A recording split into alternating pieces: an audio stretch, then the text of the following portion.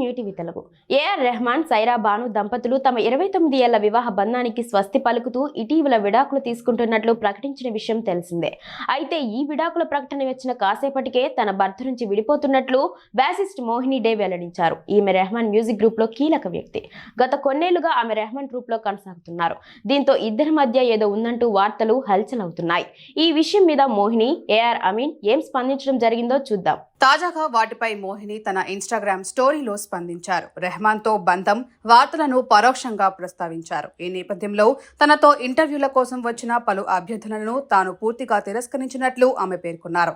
అనవసరమైన నిరాధార పుకార్లపై తన శక్తిని వెచ్చించబోనని మోహిని తెలిపారు. ఇంటర్వ్యూలు కావాలంటూ భారీగా విజ్ఞప్తులు వస్తున్నాయి. ఎందుకో నాకు తెలుసు. ఈ చెత్తను ప్రచారం ఇవ్వాలన్న ఆసక్తి ఏమాత్రం లేదు. నా శక్తిని రూమర్లపై పెట్టదలుచుకోలేదు. దయచేసి నా వ్యక్తిగత గోప్యతను గౌరవించండి అని మోహిని తన ఇన్స్టాగ్రామ్ స్టోరీలో రాసుకొచ్చారు.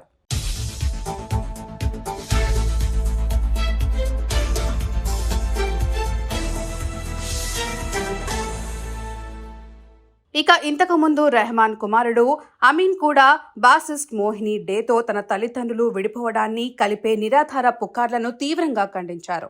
అటు ఆయన కుమార్తె రహీమా కూడా ఇదే విషయమై తన ఇన్స్టాగ్రామ్ స్టోరీలో ఒక ప్రకటన విడుదల చేశారు. పని పాట లేని వారే ఇలాంటి తప్పుడు ప్రచారాలను నెత్తిన పెట్టుకుంటారని ఆమె మండిపడ్డారు.